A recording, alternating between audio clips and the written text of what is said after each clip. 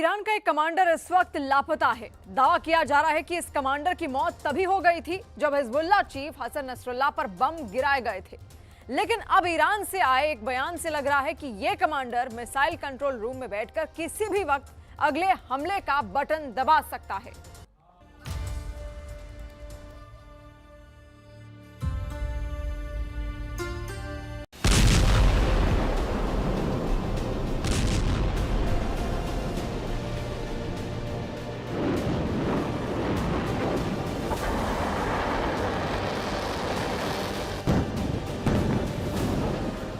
एक अक्टूबर तो ट्रेलर था।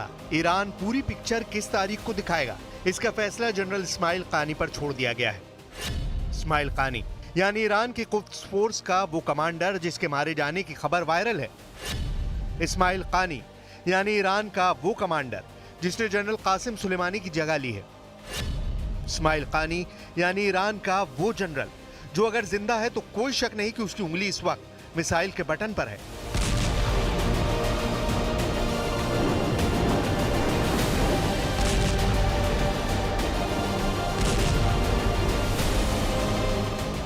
चार अक्टूबर को तेहरान में जुमे की नमाज पढ़ाकर ईरान के सुप्रीम कमांडर अली खामेनेई ने बताया था कि इजराइल की उल्टी गिनती शुरू हो गई है। लेकिन इस दौरान ना तो कुद्स फोर्स के कमांडर जनरल कानी को देखा गया और ना ही इसके बाद कोई खबर आई। जब जनरल इस्माइल कानी को 27 सितंबर के बाद से नहीं देखा गया तो अफवाहें खबरों में तब्दील हो गई।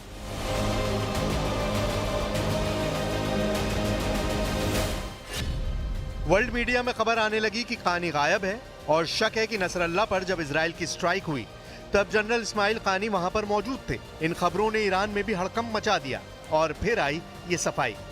तेहरान में हुई कॉन्फ्रेंस में जनरल कानी को आना था, लेकिन फिर वहां के होस्ट ने ये जवाब दिया। ये शायआत و با همه بوهای خبری که رسانه‌های مختلف غربی و مخصوصاً در مجازی رسانه‌های تلگرامی در این چند روز فریاد میکشیدند، سردار سرفراز اسلام فرمانده معزز نیروی قدس حاج اسماعیل قانی ضمن ابلاغ سلام محضر یکایک حاضران در همایش जनरल कानी को इजराइल का बहुत बड़ा डर कहा जाएगा, क्योंकि ईरान की कुद्स फोर्स वो ताकत है जिसके पास विदेशों में ऑपरेशन करने की जिम्मेदारी होती है। ये फोर्स इराक से लेकर सीरिया, लेबनान और यमन में भी एक्टिव है और कोई हैरत नहीं होगी अगर इजराइल के अंदर भी खुफिया ऑपरेशन में कुद्स फोर्स के एजेंट मौजूद हों।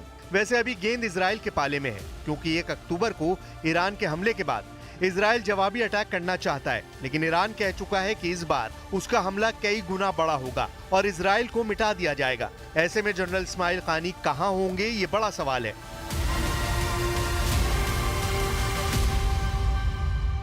कुद्स फोर्स के डिप्टी कमांडर ने दावा किया है कि इस्माइल कानी को लेकर अफवाह फैलाई जा रही है। उनका दावा है कि इस्माइल कानी सुरक्षित है, एक्टिव है और फोर्स को कमांड कर रहे हैं। इस बात में कोई शक नहीं है कि अगर इस्माइल कानी सुरक्षित है और फोर्स को कमांड कर रहे हैं तो इजराइल भी उनकी निगहबानी कर रहा होगा। क्या जनरल इस्माइल कानी ईरान के मिसाइल कंट्रोल रूम में बैठे हैं और सुप्रीम लीडर खामेनेई से मिले बड़े ऑर्डर को अंजाम देने जा रहे हैं? क्या जनरल इस्माइल कानी के टारगेट पर हैं इजराइल के 6 बड़े शहर और ठिकाने? अगर ये सच है तो इजराइल पर खतरा बड़ा है। ईरान के टारगेट पर तेल अवीव है, यानी इजराइल की राजधानी और सबसे बड़ा शहर, हाइफा यानी इजराइल का सबसे बड़ा पोर्ट और आर्थिक राजधानी, नेवतिन जहां इजराइल का सबसे बड़ा और खुफिया एयरबेस है, दिमोना यहां है इजराइल का परमाणु रिएक्टर, और बाकी शहर हैं अशदोद और एश्केलॉन। رژیم صهیونیستی توصیه می‌کنیم که اراده جمهوری اسلامی ایران رو آزمایش نکنه. اگر هر حمله‌ای به کشور ما صورت بگیره، پاسخ ما قدرتمندانه‌تر و پرقدرت‌تر از گذشته خواهد بود.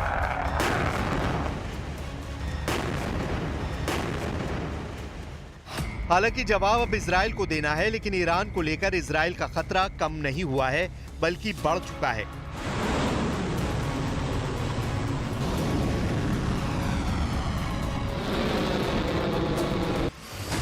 ये इजराइल के अखबार हारेट्स की खबर है। इजराइल के 130 सैनिकों ने लड़ने से इनकार कर दिया है। ये सैनिक चाहते हैं कि इजराइल की सरकार जल्दी से बंधकों की रिहाई को लेकर डील करे। बेंजामिन नेतन्याहू एक बार नहीं कई बार कह चुके हैं कि वो एक साथ 7 फ्रंट पर युद्ध लड़ रहे हैं।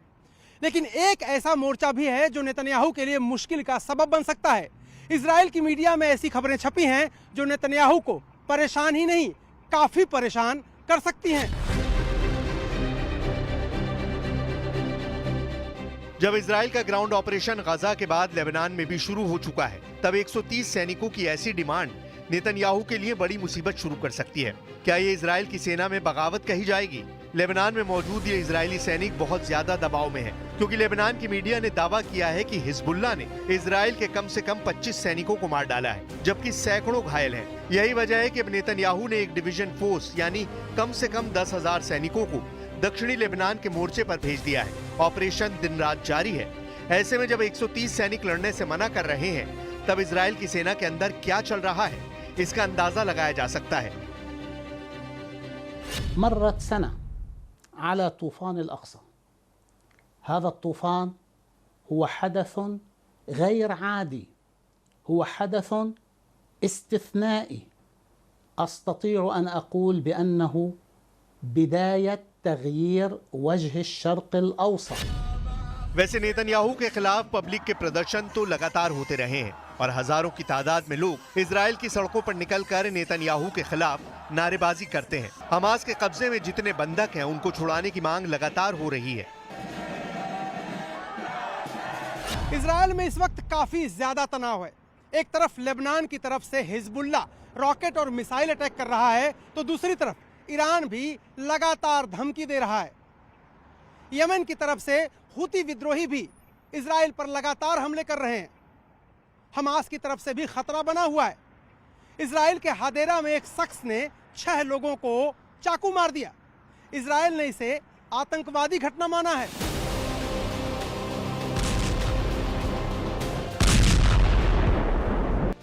हादेरा में इस हमले ने पूरे इजराइल को हिलाकर रख दिया है। हमलावर भी मारा गया, लेकिन 1 अक्टूबर को तेल अवीव में भी ऐसा ही हमला हुआ था, जब 2 बंदूकधारियों ने इजराइल की राजधानी में गोलियां बरसानी शुरू कर दी थी।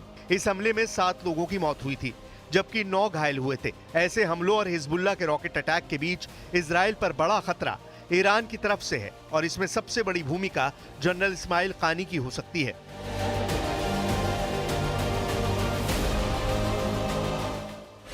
क्योंकि इस्माइल कानी के मारे जाने की खबर को ईरान ने खारिज कर दिया है, इसलिए कयास लगाए जा रहे हैं कि किसी बंकर या कंट्रोल रूम में बैठकर जनरल कानी को नए हमले की तैयारी करने के लिए कहा गया है। और इस वक्त उनकी उंगली भी उसी बटन पर है जिसे दबाकर 1 अक्टूबर को 200 मिसाइल इजराइल पर फायर की गई थी।